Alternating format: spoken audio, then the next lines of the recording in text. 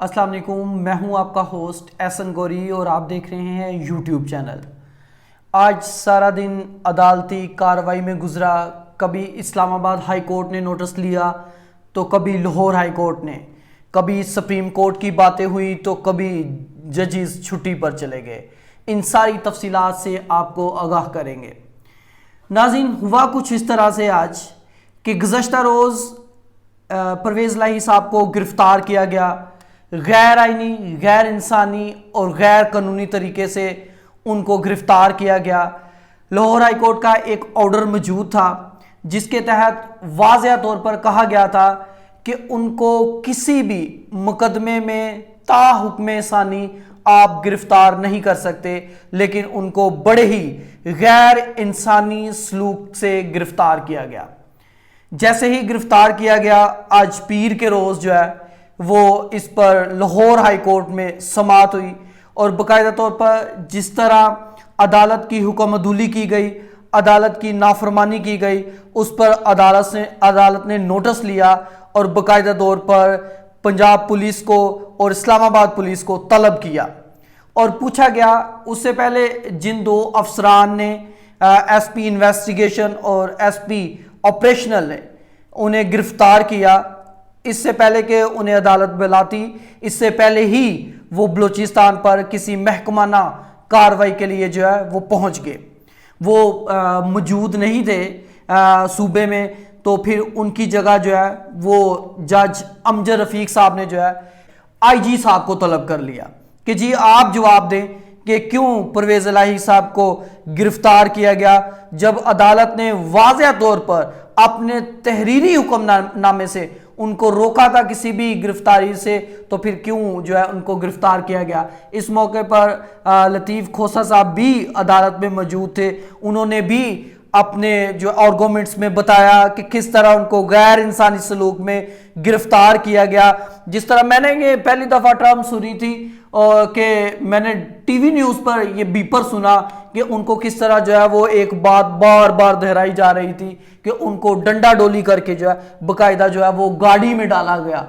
اور آج جو لطیف کھوسہ نے جو ہے وہ اپنے عدالت میں ریمارکس دیے کہ ان کو اس طرح گاڑی میں ڈالا گیا جس طرح ایک مردے کو آپ لے کے جاتے ہیں، اس طرح غیر انسانی طریقے سے آپ نے غیر انسانی اور غیر قانونی رویہ اختیار کرتے ہوئے ان کو اس طرح لے کے گئے۔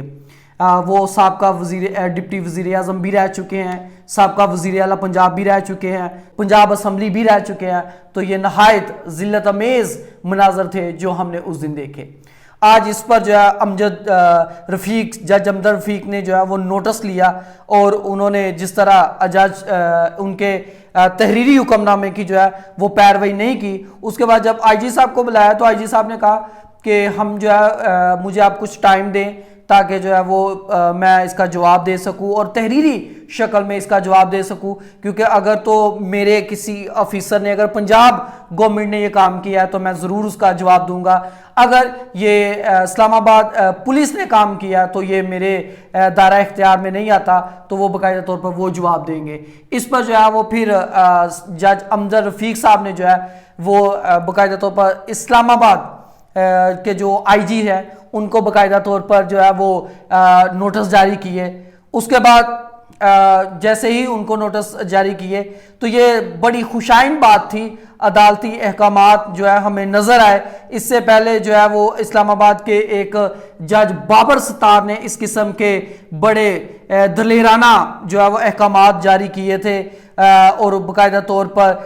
نہ گرفتار کرنے کے شہریار افریدی کو جو حکم دیا تھا کہ جب تک عدالت آپ کو دوبارہ سے پرمیشن نہیں دیتی آپ نے ان کو گرفتار نہیں کرنا۔ تو یہ بڑا ایک اچھا عدالت کی رٹ قائم کی گئی اور باقاعدہ طور پر یہ احکامات سامنے آئے۔ اس کے بعد اسلام آباد ہائی کورٹ میں بھی جو ہے وہ سماعت ہوئی، اور باقاعدہ طور پر یہ جو 3 MPO کے تحت گرفتاری تھی پرویز الہی صاحب کی، یہ چیلنج کی گئی اسلام آباد ہائی کورٹ میں، اور ادھر جہانگیری صاحب نے جو ہے وہ دلائل سنے، اور باقاعدہ طور پر لاہور ہائی کورٹ کا جو حکم نامہ تھا ادھر پڑھ کے سنایا گیا، اور باقاعدہ طور پر بتایا گیا کہ کس طرح لاہور ہائی کورٹ کے جج امجد رفیق صاحب کے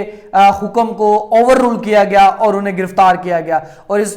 موقع پر بڑے اہم ریمارک سامنے آئے کہ کس طرح آپ جو ہے وہ ایک مجسٹریٹ کے حکم کی تعمیر کرواتے ہیں اور لاہور ہائی کورٹ کے ایک سینئر جج کی جو ہے وہ آپ حکم عدولی کرتے ہیں, تو یہ کہیں بھی پاسبل نہیں ہے. اس کے بعد فوری طور پر پرویز الہی صاحب کو جو ہے وہ اٹک جیل میں ان کو قید کیا گیا تھا, وہاں سے ان کو فوری طور پر آزاد کروایا گیا. اور جن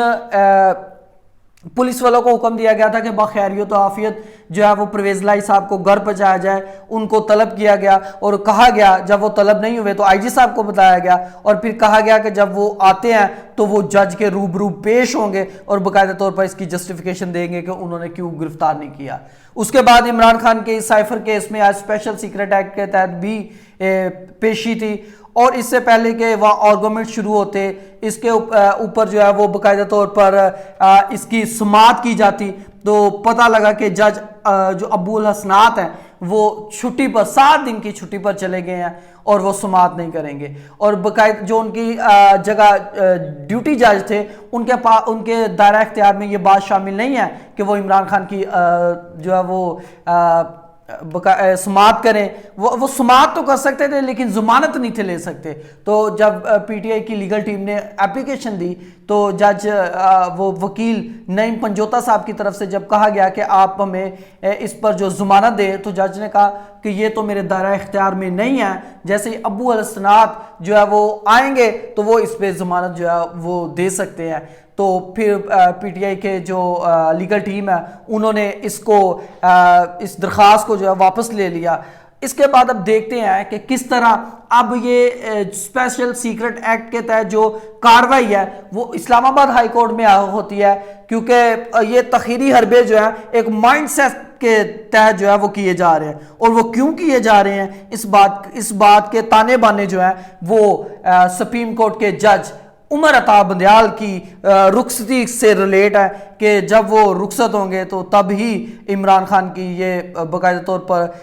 کیس سنا جائے گا, اور اس پہ عمران خان کو ریلیف ملتا ہے یا عمران خان کو سائفر ایکٹ میں سزا ہوتی ہے یہ بھی تب ہی دیکھا جائے گا. اب دیکھتے ہیں کہ کس طرح عمران خان کی لیگل ٹیم ادھر اسلام آباد ہائی کورٹ تک ہی محدود رہتی ہے یا پھر وہ آگے سپریم کورٹ کی اس میں سماعت کے لیے جاتے ہیں, اور سپریم کورٹ سے عمران خان کو جو ریلیف ملنا ہے وہ اٹل ہے, کیونکہ چیف جسٹس اپنے جانے سے پہلے عمران خان کو ریلیف فراہم کر کے جائیں گے. اجازت دیجیے گا, اللہ حافظ.